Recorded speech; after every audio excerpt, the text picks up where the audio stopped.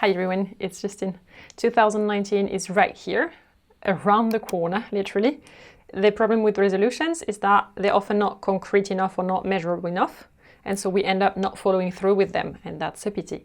For 2019, I came up with a list of 10 suggestions, ideas, that I grouped into 3 different themes. Number 1, how to take care of yourself, of your own well-being, how to restore your own balance if it's broken.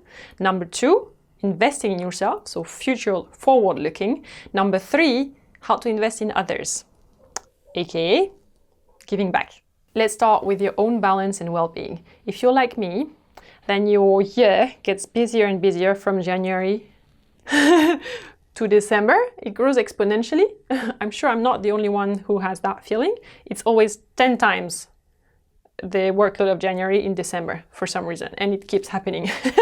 If you feel like that too, you need to make sure that your own well-being remains your highest priority throughout the year, not just at the beginning of it, also when it's getting sporty up there towards the end of the year. First suggestion to achieve that, taking the time to be bored. It's not easy to do nothing, so you need to really reserve a time slot in your week.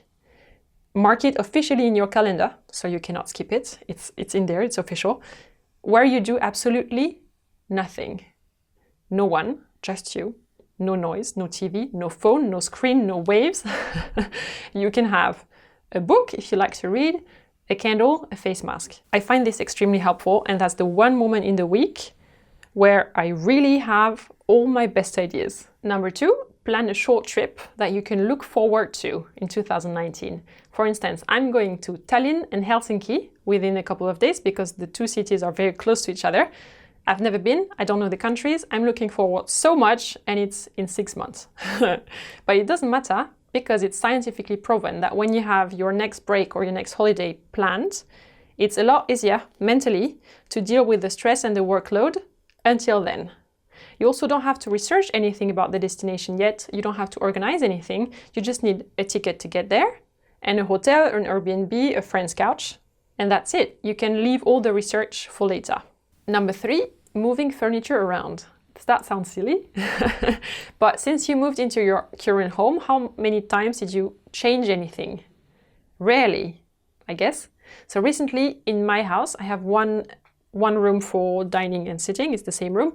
Instead of one big space, now I have something that feels like 2 separate corners, and they're more cozy.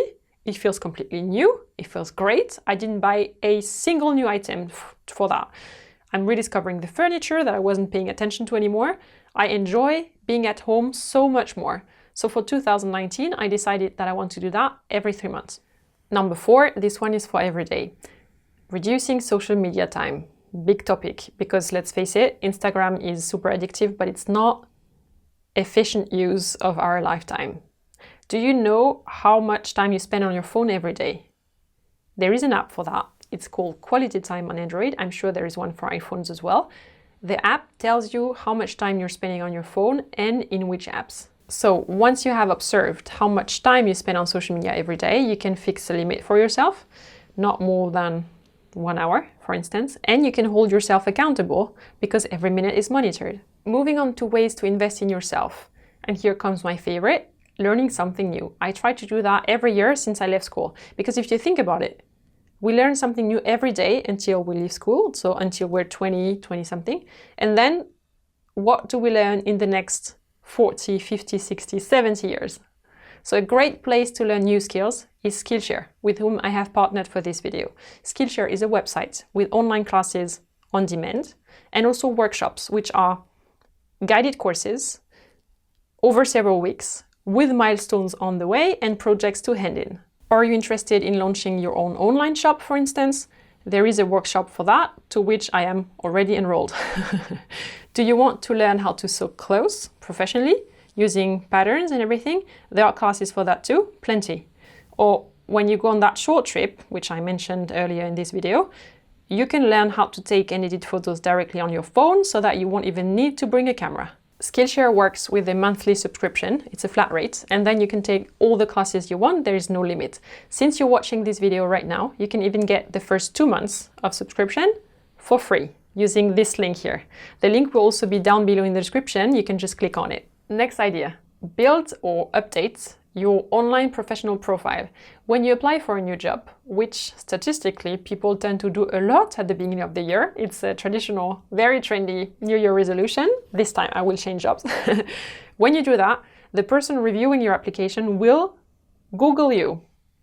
And then you want them to see your perfect looking CV on a network like that, LinkedIn, Xing, Video, and not on top of the search results, your Facebook party photos. Even if you're not looking for a job, by the way, recruiters are looking all the time on these networks. So you might have an opportunity coming your way without even having to look. Number 7, listen to an audiobook, maybe in a film that you're not so familiar with. For instance, on Audible recently, I listened to The 4-Hour Week by Tim Ferriss. This is a classic, apparently. Hadn't listened or read it yet. Good read, good food for thought. My next one will be 6 Thinking Hats, where you learn to think more creatively, more analytically, by color-coding the hat that you're wearing, if that makes sense. For visual people, apparently a great thing. Number 8, invest in your health by starting a new sport. A gym membership is a thing. You have many classes, but it's very anonymous, so you might or might not go. No one will notice. I've been there too. I'm not judging, really. I've had the same situation. But if instead of that, you take one sport, one club that does only this, with a fixed training day and time during the week, and where the people know you, they will notice that you're missing. And it's much easier to hold yourself and for them to hold you accountable. Another tip is to count how many times you're going by putting crosses in your calendar, and you set for yourself a goal of 30, 50, 70 times within the year. Our last theme was giving back. I would like to introduce you to microcredits on Kiva. What is a microcredit? What is Kiva? A microcredit is a mini loan to somebody who wants to start a very small business, needs funding, but the bank won't lend them the money. Through the website Kiva, you as an individual can browse projects, you get some info about the person behind it, and you can choose which project you want to lend to.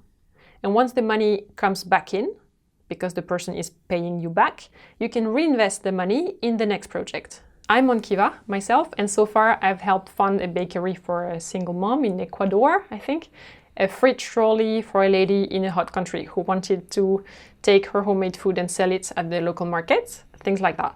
Microcredits are very small amounts, but they can help a family somewhere get out of poverty by just lending them just the initial cash that they need. And since Kiva is a charity, they don't keep a percentage from the money you lend, it all circles back in, so to speak. Number 10 is another place where you can send some pocket money if you're feeling generous. Wikipedia. I use that website pretty much every day. I don't know about you. We take it for granted that the service is completely free, that the website is completely free of ads, but they're a non-profit, so the whole thing is actually funded through donations. There are many charities that you can give to, of course. Wikipedia is one of them. That's it. 10 ideas on how to spend your time and your money smartly in 2019. Thumbs up if you enjoyed this video. Thank you very much. If you have further suggestions of smart resolutions, please share them in the comments down below. The more we collect, the more inspiring it will be for everyone. I will see you not next week, next year in a new video. Happy New Year. Bye.